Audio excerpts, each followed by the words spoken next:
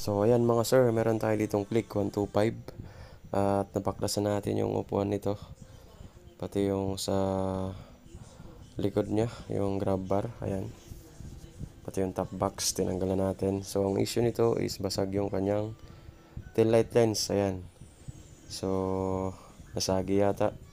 So ngayon nga nang papalitan natin. So tuturo ko sa inyo mga sir kung paano ito palitan. At tanggalin nyo muna yung mga tornilyo. So dito meron tayo dito sa gilid, ayan. Mga Phillips screw yan mga sir. Tapos meron pang isa niyan dito sa loob. So nakatago yan. So kailangan yung tanggalin yan kasi hindi nyo mababaklas yan ng buo. Kung hindi nyo tatanggalin yon. So bali yun na to, buo siya tatanggalin mga sir. Hilahin yan palabas. Patras ang hila. So yun lang mga sir. At papakita ko sa inyo kung saan pa yung iba na tatanggalin dito. So dito sa kabila ganun din. At yun meron siyang clip dyan mga sir, yung kulay blue na yun. So ito, hilahin nyo lang to ng malakas para matanggal. Ayan. So yun, dito nakatago pang isang Phillips screw mga sir. Meron pang isa dito. Ayan. Ito. So yun, kabilaan yan mga sir. So kailangan tanggalin natin yun. Tapos dito pa sa harap, pagkatanggal ng cover sa harap, meron dalawang Phillips screw. Pati dito sa ilalim ng kanyang mudguard. Dalawa din doon mga sir. Tapos meron pa siyang push pin, push lock na sinasabi nila. Yun, dalawa yan, kabilaan din yan mga sir. So kailangan natin tanggalin yung mga yan. Tapos dito, ibaba nyo lang yan, hilain nyo lang pas pababa para matanggal dun sa pinaka-lock nya. Dun sa lens, ayan. So kabilaan yan mga sir, para mahila natin yung buong lens kasama yung side cover. So ganun lang mga sir. So hindi natin matanggal ng isang kamay. So mamaya. So ito na mga sir at natanggalan natin. So ito yung magiging itsura niya.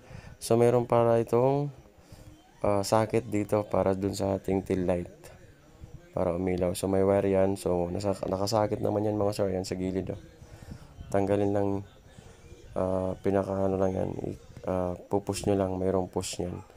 Tapos sila palabas. So ito na mga sir, natanggalan natin. At para matanggal natin itong lens nya ng buo is kailangan natin tanggalin itong apat na Phillips screw dyan mga sir. Dyan sa loob. Ayan, meron. Tapos ito, tanggalin nyo lang yan. Ayan. Yan, apat yan. Meron sang isa dyan. Pati dito sa taas. Ayan. So, apat na Phillips screw. Tanggalin lang yon para matanggal natin yung buong lens. So, ganun lang mga sir. Tapos, hihilain nyo lang yan. So, ito, madali lang naman tanggalin yan dyan. Kasi pag natanggal nyo na yun, galaw-galawin nyo lang itong buong lens. Yan. At matatanggal na siya. Alright. So, pagka natanggal na yan mga sir, is meron pa tayong gagawin dyan. So, kailangan natin ng heat gun. Mas maganda may heat gun tayo. Kasi itong lens ng ating Honda Click is nakadikit yan mga sir. Parang may glue sa loob ng yan, sa gilid yan, sa loob. So may glue yan. Kailangan natin painitan para matanggal natin yung buong lens. Kasi pag hindi natin pinainitan yan, wala, mahirapan tayo. So kailangan natin ng heat gun. So right. So ito yun mga sir, yung sira. Basag siya. So natanggalan natin at nagamitan natin ng heat gun yan.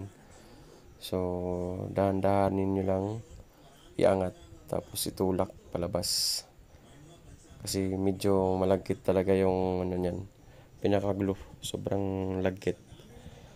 Madikit masyado. So kailangan painitan para lumambot. At matanggal natin yung lens. So ganun lang mga sir. Ganun lang kadali. Pero mahirap pag wala kang gamit. Mas maganda kung may gamit mga sir. Kagaya ng heat gun, Phillips screw, 10mm na Terence.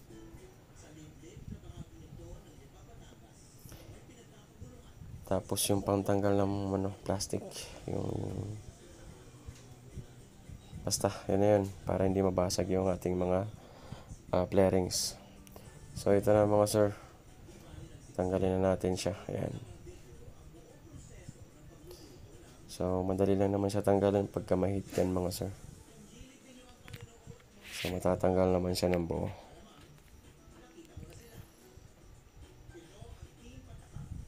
Pag hindi kaya ng buo, kung saan yung basag, basagin nyo lang ng padiretso para mahati siya. So para mabilis tanggalin.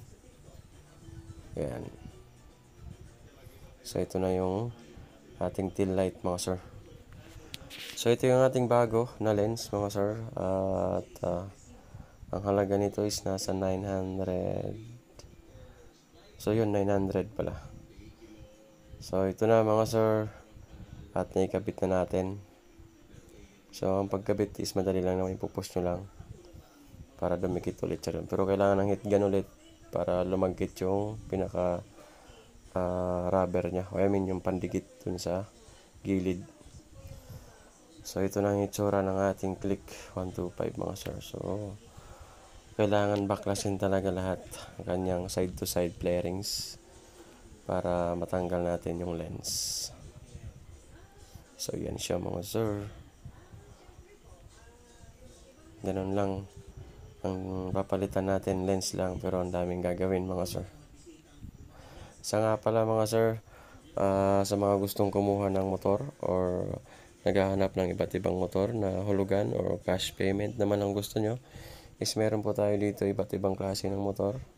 So meron tayo itong Click 125. Yan, mga bagong dating yan mga sir. Yung Honda Beat dun sa gilid. Tapos Inmax, yan.